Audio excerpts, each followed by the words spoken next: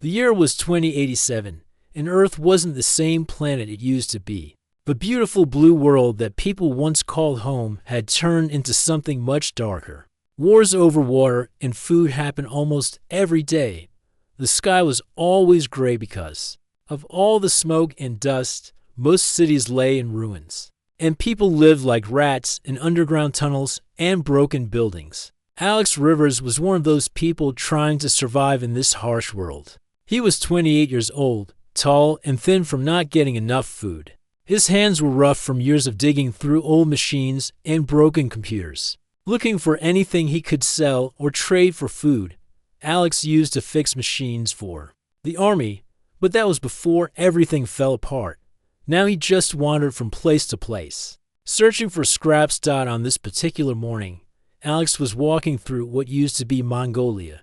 The land was empty and cold, with nothing but rocks and sand as far as he could see. His stomach was making loud noises because he hadn't eaten in 2 days. He was carrying his old backpack filled with tools and a broken radio that sometimes picked up signals from other survivors. That's when he saw something strange in the distance. It looked like a big metal object half buried in the sand. At first, he thought it might be an old airplane or maybe a piece of a building that fell from the sky. But as he got closer, Alex realized this wasn't anything he'd ever seen before.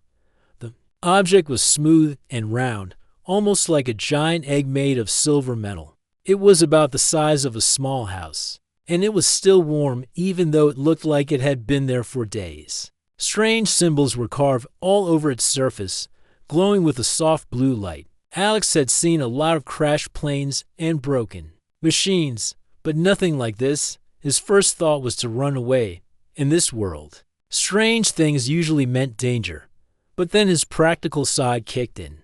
If this thing was made of rare metals, he could trade pieces of it for enough food to last months, maybe even find a safe place to live for the winter. Alex walked around the object several times, looking for a way inside.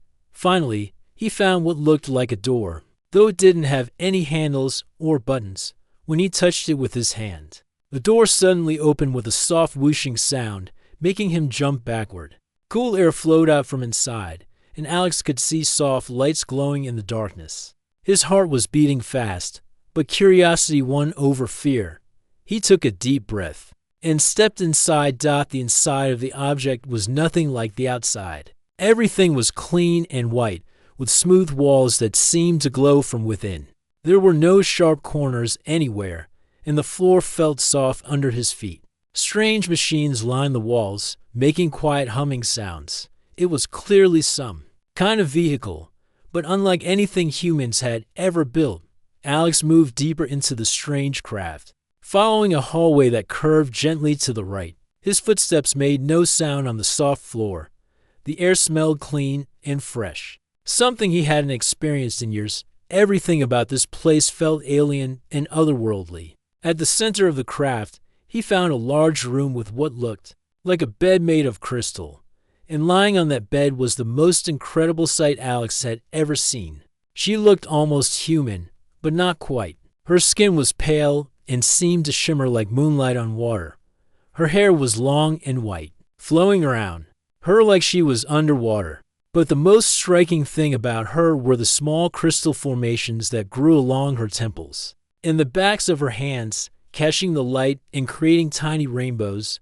She was unconscious, and Alex could see that she was hurt. There was some kind of dark liquid on her forehead that might have been blood, though it was purple instead of red. Her breathing was shallow and weak. Alex stood there for a long moment, not sure what to do. Every instinct told him to leave immediately. This was clearly not human, and in his experience, anything non-human was probably dangerous.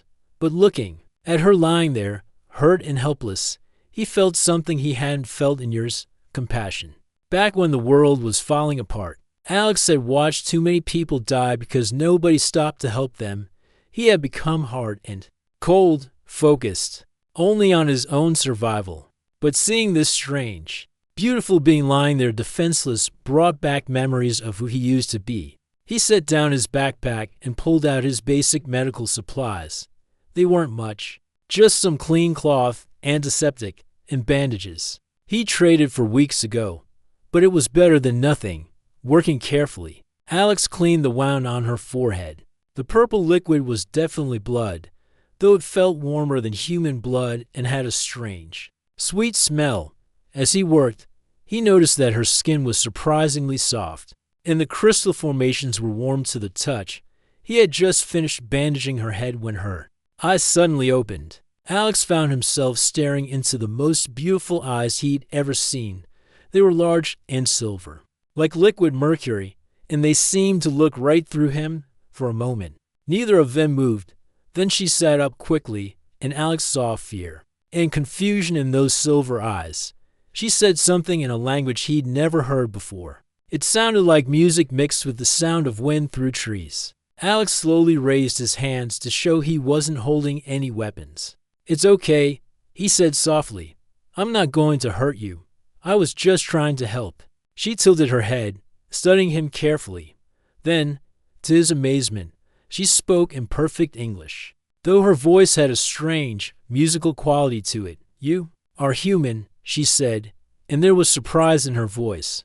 "Why did you help me?" "Because you were hurt," Alex replied simply, "and because it was the right thing to do." She continued to stare at him, as if trying to solve a difficult puzzle. "My people believe humans are destructive and primitive.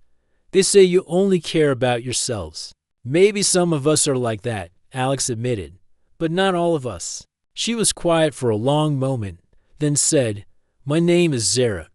I was the queen of my people. Before everything went wrong." "I'm Alex," he said, "and I don't know anything about queens or people from other worlds, but right now, none of that matters. What matters is that you're safe." Zara looked around the damaged interior of her ship, and Alex could see sadness in her eyes. "Safe," she repeated quietly. "I don't think anywhere is safe anymore.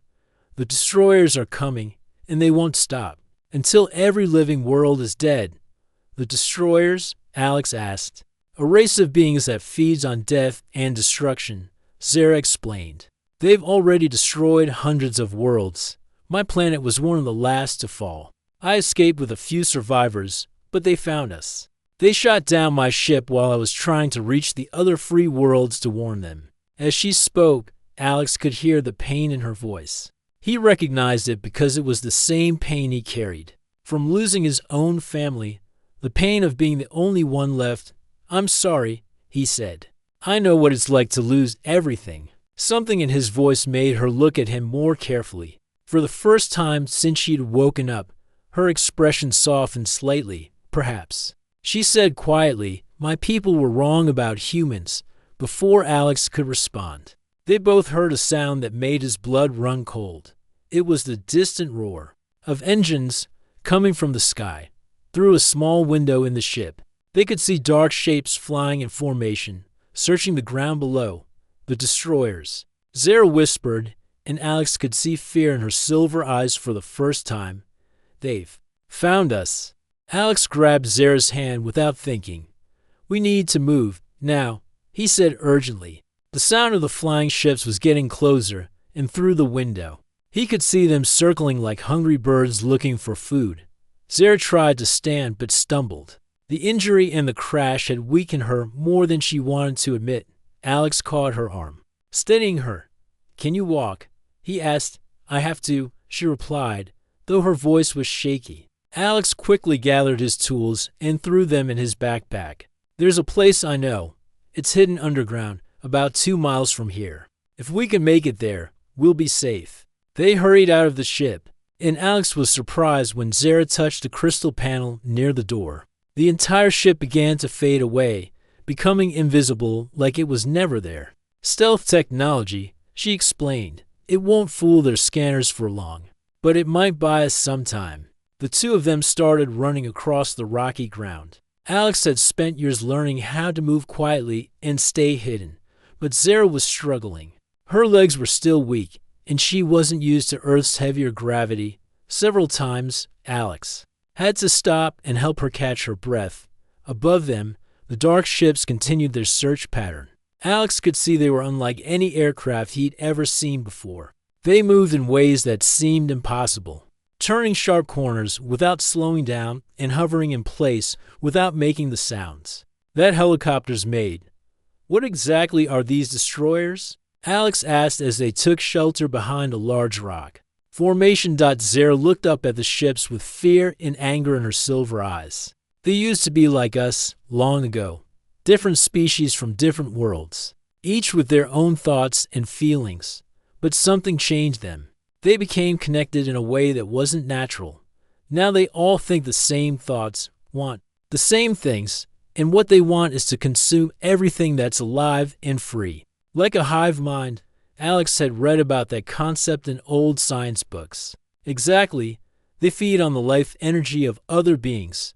When they take over a world, everyone on it either dies or becomes one of them. There's no in between. Zara's voice was filled with pain. I watched it happen to my own people, friends I'd known for centuries, turning into those emotionless creatures. They started moving again, and Alex led her through a maze of broken rocks and old metal debris. This area had been hit by bombs during the resource wars, leaving behind a landscape that looked like the surface of an alien planet. It was the perfect place to stay hidden. How did you escape? Alex asked as they climbed over a fallen piece of concrete. My ship was specially built to resist their mind-control technology. But even that wasn't enough in the end. They damaged my engines, and I barely made it away from my homeworld before it fell completely. Zara paused and looked at Alex. You know, in all my years as queen, I never thought I'd be running for my life with a human, and I never thought I'd be helping an alien queen, Alex replied with a small smile. Funny how life works out. As they continued their journey, something strange began to happen. Alex started to feel like he could sense Zara's emotions. When she felt scared, his heart would speed up. When she felt sad about her lost world, a heaviness would settle in his chest. At first, he thought it was just his imagination. But then Zara stopped walking and stared at him with wide eyes. You can feel it too, can't you? She asked. Feel what? Alex asked, though he already knew what she meant, the connection. It's impossible, but it's there. I can sense your thoughts, your feelings. Humans aren't supposed to be able to do this with my people. Alex felt a strange warmth spreading through his mind, like someone had lit a small fire in his brain. What does this mean? I don't know. Zara admitted, this has never happened before. My people have studied humans for years, and we've never found one who could connect with our telepathic abilities. They finally reached Alex's hidden base. From the outside, it looked like just another pile of broken concrete and twisted metal. But when Alex moved aside a carefully camouflaged piece of debris, it revealed a hidden entrance leading underground. Welcome to my home, Alex said, gesturing for Zara to go first. The underground facility was much larger than it appeared from the outside. Alex had spent years building it, using salvage materials and his engineering knowledge to create a comfortable living space. There were several rooms connected by narrow hallways, all lit by solar panels he'd hidden on the surface. The main room had a workshop where Alex repaired the electronics he found. There was a small kitchen area with a water purification system, and even a bedroom with a real bed instead of just a pile of old blankets. Everything was clean and organized, showing that Alex took pride in his home despite the harsh world outside. You build all of this yourself? Zara asked, looking around in amazement. It took me 3 years, Alex said, setting down his backpack. I needed somewhere safe to sleep at night, and somewhere to work on the things I find. Plus, it's completely hidden from any kind of scanner or detection equipment.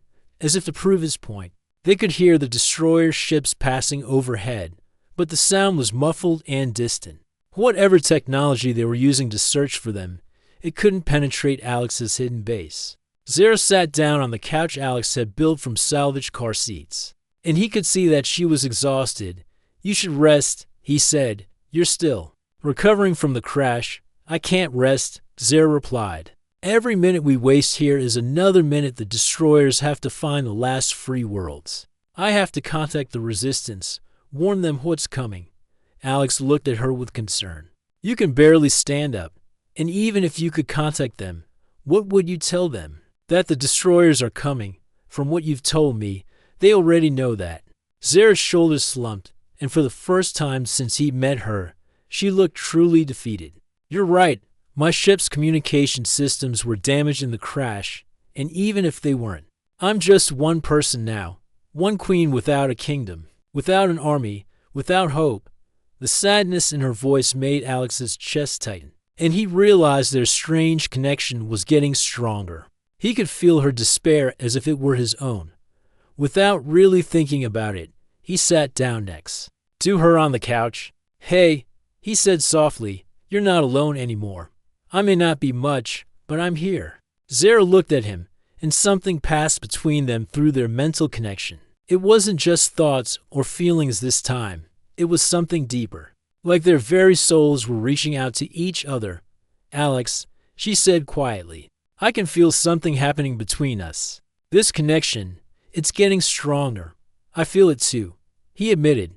Is that dangerous? I don't know.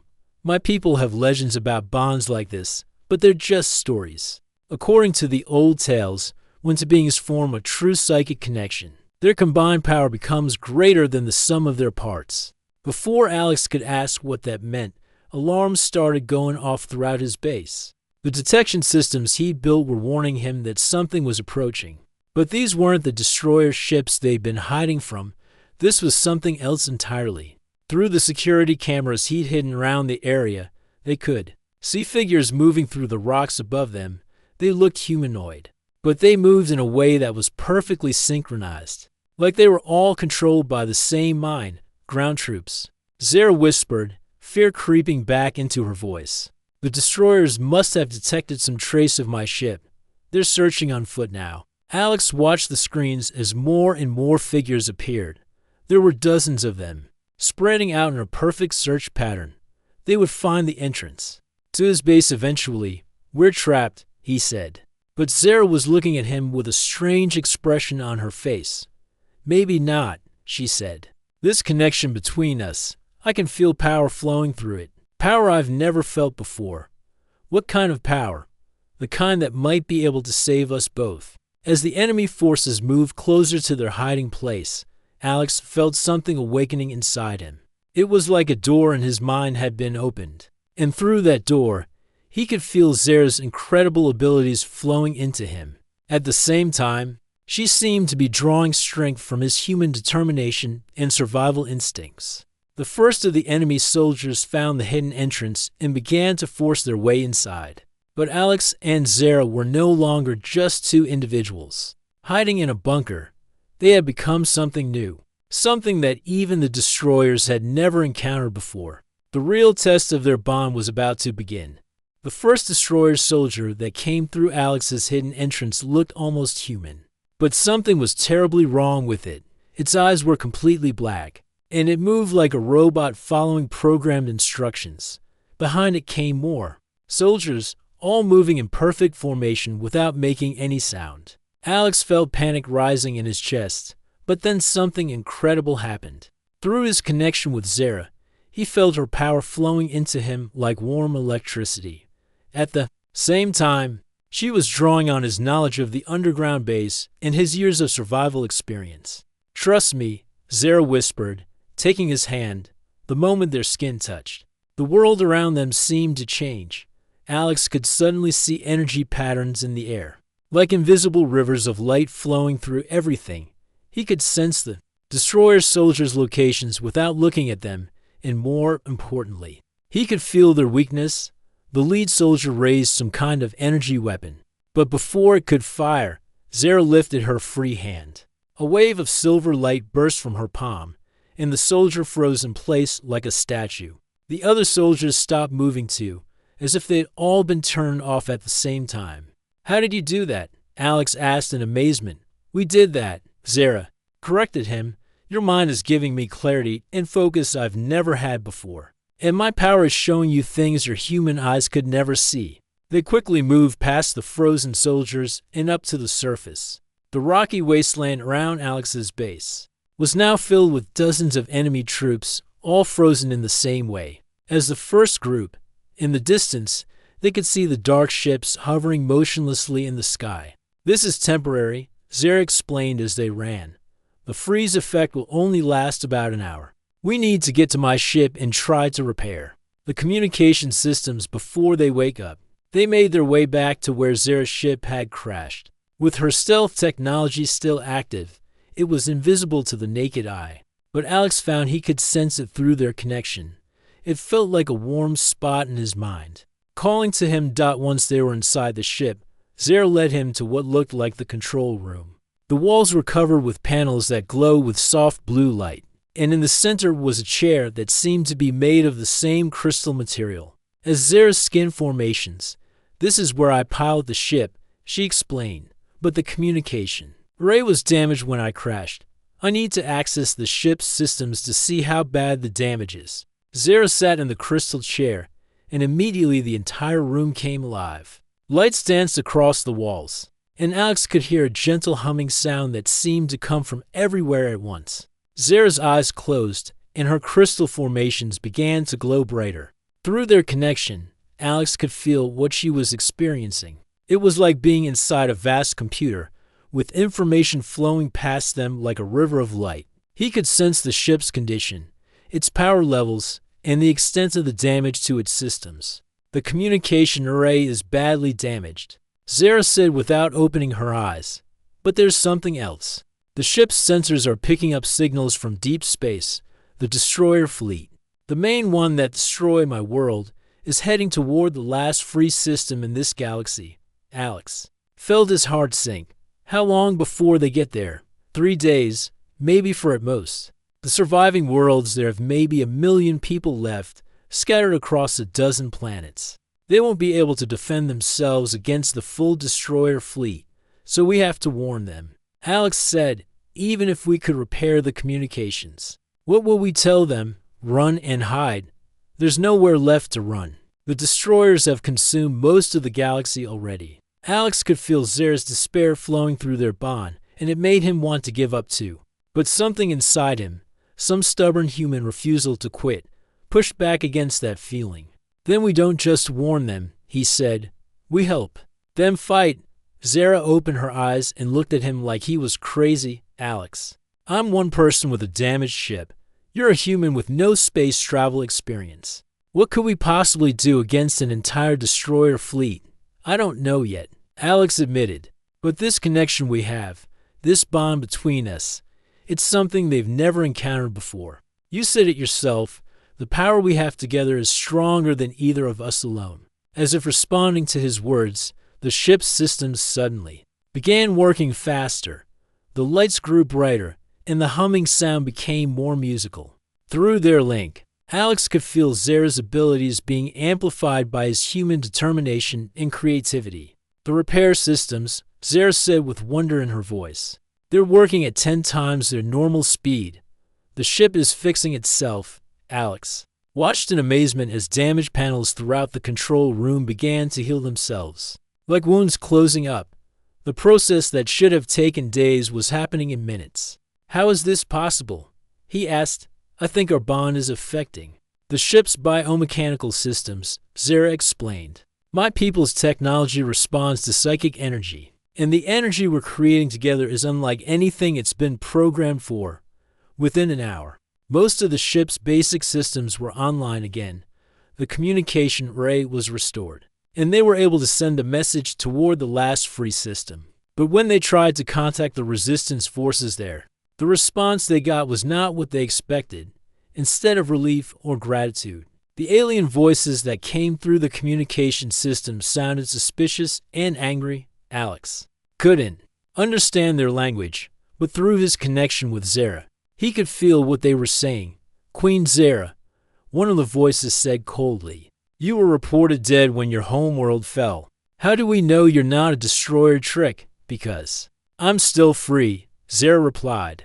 I escaped with a few survivors, but my ship was shot down on a primitive world called Earth. Earth, another voice asked, that's impossible. Our records show that world has no intelligent life, just primitive creatures that destroy their own environment. Alex felt a flash of anger, but Zara squeezed his hand to calm him.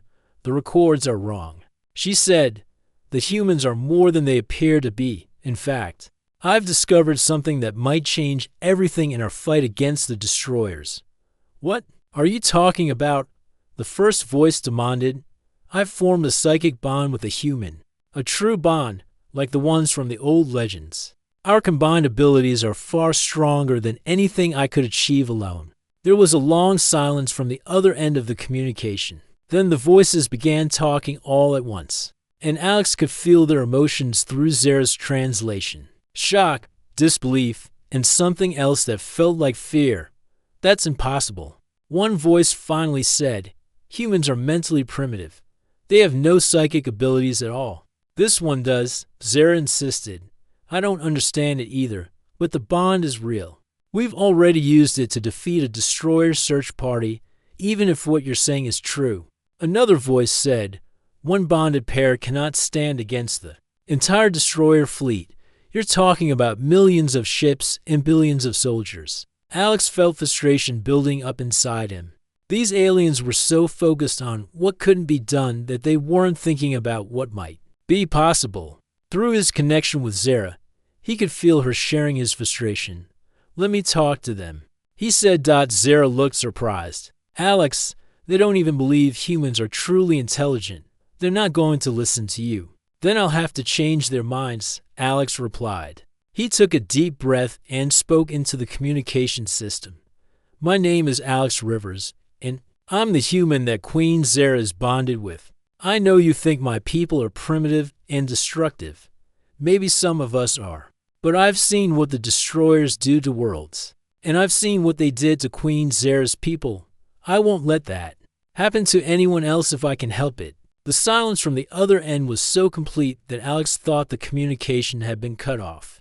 Then one of the voices spoke, and Alex was surprised to realize he could understand it without Zara's translation. Somehow, their bond was allowing him to comprehend the alien language directly. You speak our language, the voice said with amazement. How is this possible? I don't know, Alex admitted. A lot of impossible things have been happening since I met Zara. But here's what I do know. The destroyers win because they make everyone feel hopeless. They make you believe there's no point in fighting back. But hope is the one thing they can't consume or control. Through the communication system, Alex could sense the aliens on the other end considering his words. Some of them were beginning to feel something they hadn't felt in a long time.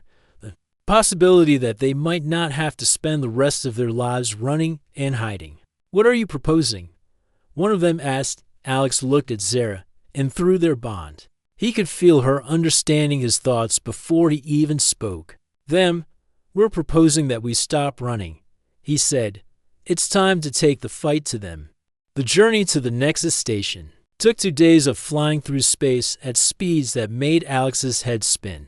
He had never been off Earth before, and seeing the stars rush past the ship's windows like streams of light was both beautiful and terrifying.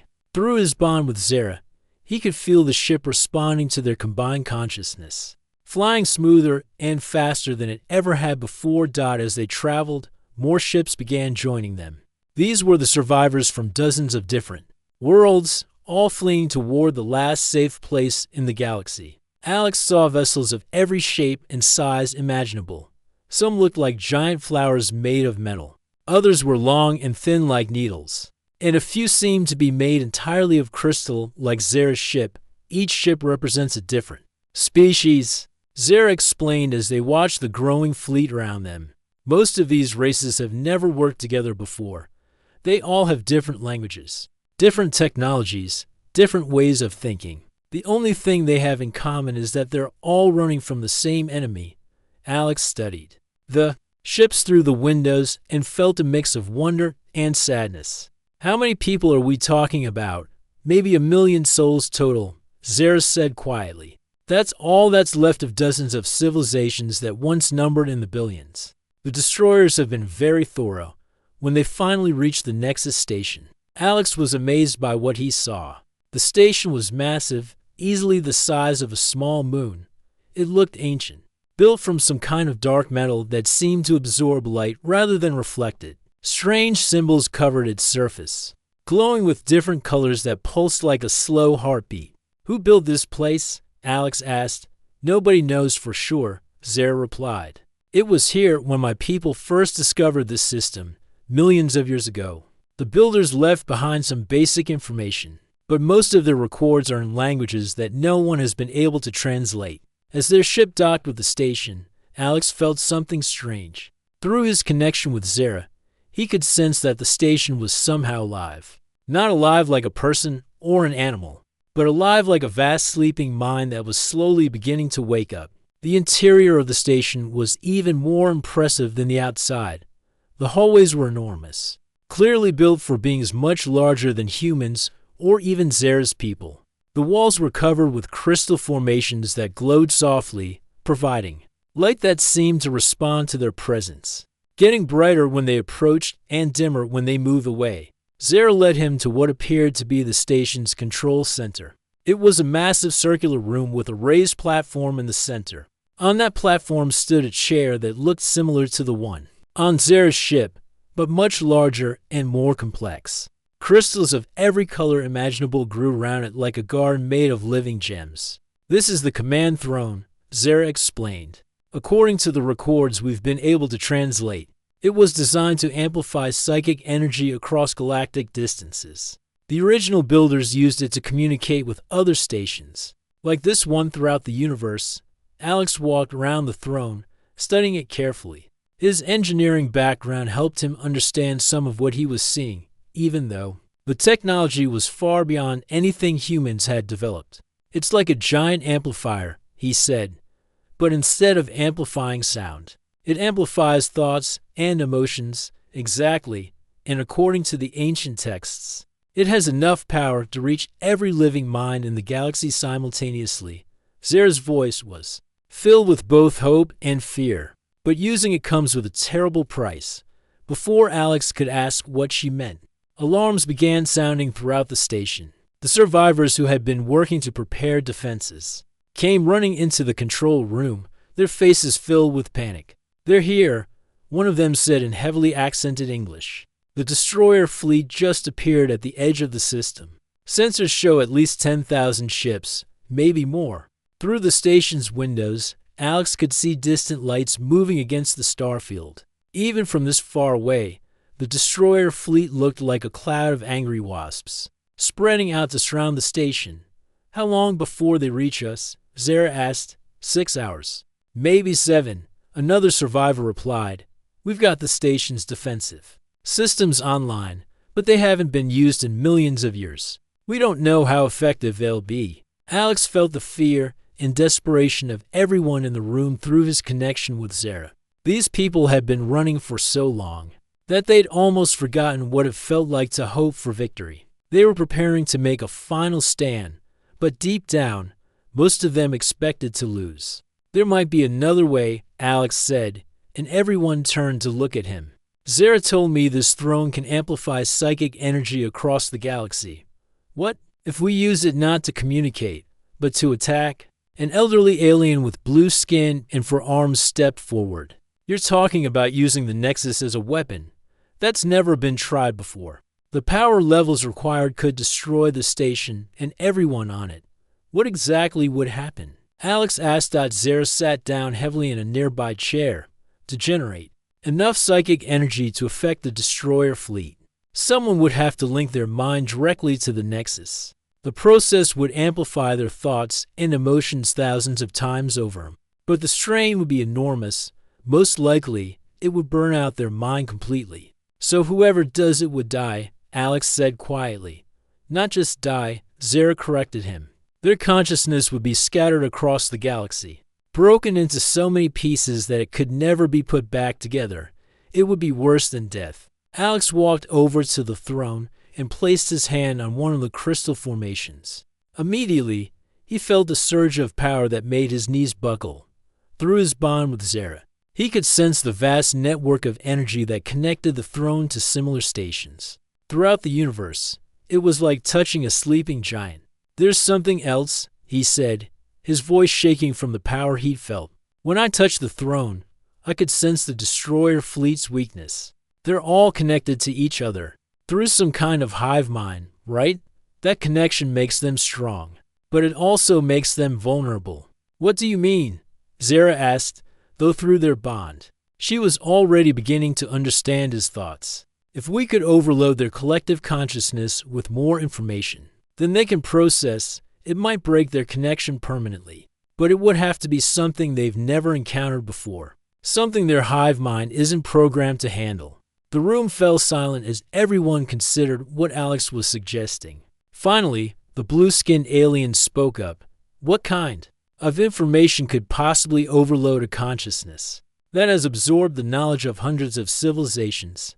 Alex looked at Zara, and she looked back at him. Through their bond, they both realized the answer at the same time. Love, Zara whispered.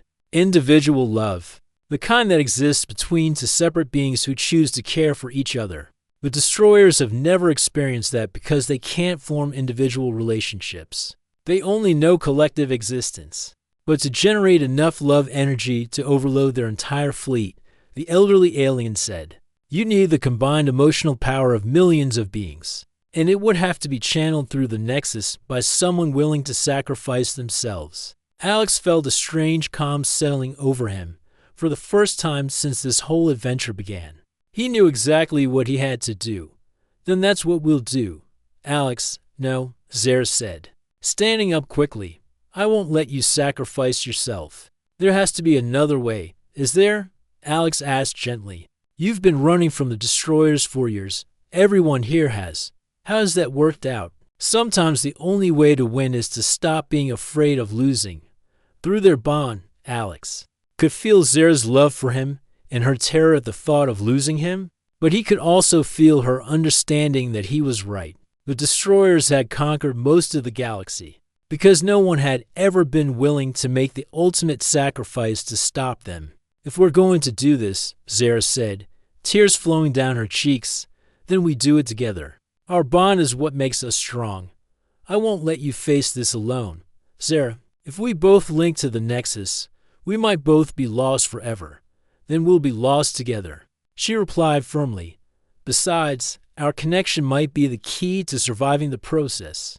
Together, we might be able to maintain our consciousness even when it's scattered across the galaxy. Alex took her hands in his, and immediately their bond flared brighter than it ever had before. Around them, the other survivors watched in amazement as the crystal formations throughout the room began to glow in response to their connection. There's something beautiful about this, Alex said, looking into Zara's silver eyes. When I was living alone on Earth, I thought love was just something that made people weak and vulnerable. But it turns out love might be the most powerful force in the universe. Outside the station, the destroyer fleet was getting closer. Soon, they would be in range to begin their attack. But Alex and Zara were no longer afraid. They had found something worth fighting for, something worth dying for if necessary. The final battle was about to begin, and for the first time in this war, love would be fighting on their side. The first wave of destroyer ships reached the Nexus station just as Alex and Zara were preparing to link with the ancient throne. Through the station's windows, they could see thousands of dark vessels approaching like a storm cloud made of metal and hatred. The station's defensive systems came online, filling space with brilliant flashes of light as they tried to hold back the overwhelming enemy force. The defenses won't last long, one of the blue-skinned aliens reported. Maybe 30 minutes before they break through our shields. Alex and Zara stood before the crystal throne, holding hands as they prepared for what might be their final moments together. Around them, representatives from dozens of different species had gathered to witness what they were about to attempt. None of them fully understood what was going to happen, but they all knew it was their last hope. Before we do this, Alex said to Zara, I want you to know something. Before I met you, I thought I was just surviving. But these past few days have been the first time in years that I've actually felt alive. Zara squeezed his hand tighter. On my world, we have a saying, love is the only force that grows stronger when it's shared. I never understood what that meant until now. They stepped up to the throne together. Alex could feel the massive power contained within the crystalline structure, waiting to be unleashed. It was like standing next to a sleeping volcano, beautiful and terrifying at the same time. Are you ready? Zara asked, as ready as anyone can be for something like this. Alex replied with a nervous smile. They placed their hands on the throne's crystal surface simultaneously, and the effect was immediate and overwhelming. Power rushed through their bodies like lightning, connecting them not just to each other, but to every living being within 1,000 light years. Alex could feel the consciousness of every survivor on the station, every refugee in the fleeing ships, even the primitive life forms on distant planets. But more than that, he could feel the destroyer fleet. Their collective consciousness was like a black hole in space, consuming everything it touched and giving nothing back. It was vast and cold and utterly without individual thought or emotion. Now, Sarah said through their mental connection, we need to gather every bit of love and hope in the galaxy and channel it through the Nexus. This was the hardest part. Alex had to reach out through the throne's network and touch the minds of millions of beings scattered across hundreds of worlds. He felt the love between parents and children on distant planets, the bonds of friendship forged in the darkest times, the hope that kept people going even when everything seemed lost. Each connection was like adding another thread to a vast tapestry of light. Alex could feel Zara beside him, her consciousness intertwined with his as they wove together every positive emotion they could find.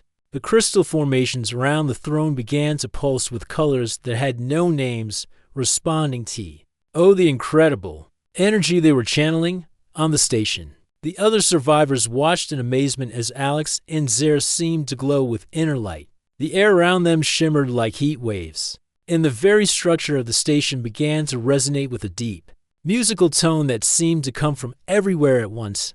It's working, someone whispered. I can feel it. They're connecting to something incredible through the station's sensors. They could see that something was happening to the destroyer fleet as well. The perfect formation of ships was beginning to waver, as if the vessels were having trouble maintaining their coordinated movement.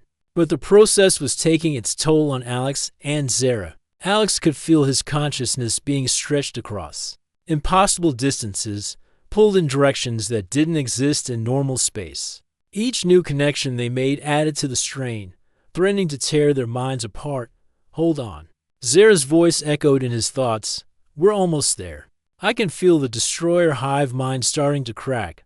Alex pushed deeper into the network, gathering more and more emotional energy from across the galaxy. He found beings he'd never imagined, creatures made of living crystal who sang love songs that lasted for centuries, gas giant dwellers whose entire civilization was based on the sharing of joy, ancient tree-like beings whose roots connected entire planets in networks of compassion.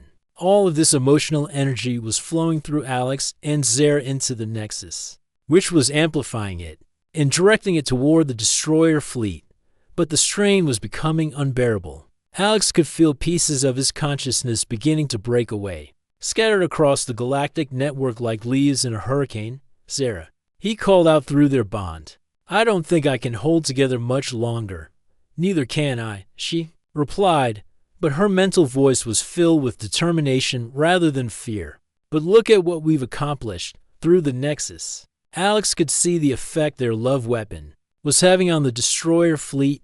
The hive mind that had controlled millions of beings for countless years was being overwhelmed by concepts it couldn't understand or process. Individual love, personal sacrifice, hope in the face of impossible odds, these were completely foreign to creatures who had never experienced anything but collective existence. Ship after ship in the destroyer fleet was going dark as their crews broke free from the hive mind's control for the first time in their lives. These beings were experiencing individual thought and emotion. Some of them were frightened by the sudden isolation, but others were discovering something they'd never known existed, the possibility of choice. They're remembering who they used to be, Zara said with wonder in her voice. Before the hive mind took over, they were all individuals from different worlds, different species. We're giving them back their freedom. But the success came at a terrible price. Alex could feel his consciousness fragmenting, pieces of his mind scattering across the galaxy like stars being born. He was losing himself, becoming part of something vast and beautiful, but no longer entirely human. Zara, he said, his mental voice growing faint, if we don't survive this, I want you to know that meeting you was the best thing that ever happened to me." "Don't talk like that," Zara replied, though he could feel that she was fragmenting too. "We're going to make it through this. Our bond will hold us together." As if responding to her words, something unexpected began to happen. Instead of being scattered randomly across the galaxy, the pieces of their consciousness were staying connected to each other. Their love was acting like a thread, keeping the fragments of their minds linked even as they spread across impossible distances. Alex found himself existing in multiple places at once. Part of him was still on the Nexus station. Part was with the free destroyer crews as they struggled to understand their new individual existence, and part was scattered among the survivor communities across the galaxy, sharing in their sudden hope and joy. Through it all, he could feel Zara beside him, her consciousness intertwined with his in ways that transcended physical existence. They had become something new, something that had never existed before, a love that existed not just between two individuals, but as a living force that connected all free beings in the galaxy. The last of the destroyer ships went dark, their crews finally free from the hive mind's control. The immediate threat was over, but Alex and Zara faced a new challenge. They were alive, but not in any way they had been before. Their consciousness existed everywhere and nowhere, connected to every being they had touched during the process. "What are we now?" Alex asked, his voice echoing through dimensions that had no names. "We're what we were meant to be," Zara replied. "We're the guardians of something that should never be lost again." Slowly, carefully, they began to pull the scattered pieces of their consciousness back together. It was like solving a puzzle made of light and emotion, but their love for each other provided the pattern they needed to follow. When they finally opened their eyes on the Nexus station, they were changed. Alex was still human, and Zara was still an ethereal, but they were also something more. They could feel the emotions and thoughts of beings across the galaxy, and they could project love and hope to anyone who needed it. Around them, the other survivors were celebrating. The destroyer threat was over, but more than that, they had gained something incredible: the network of love and connection that Alex and Zara had created during the battle was still there, linking all the free worlds in a web of mutual support and understanding. "What happens now?" one of the survivors asked. Alex and Zara looked at each other and smiled. They could feel the answer in their hearts, and in the hearts of every being connected to their network. "Now we build something better," Alex said. "We build a galaxy where love is stronger than fear, where individual choice matters more than collective control. And we make sure," Zara added, "that no one ever has to face the darkness alone again." As they stood together on the observation deck of the Nexus station, looking out at the stars that now seemed brighter and more welcoming, Alex realized that their story wasn't ending. It was just beginning. They had discovered that love truly was the ultimate weapon, not for destruction, but for creation, healing, and hope. The galaxy would never be the same, and that was exactly as it should be.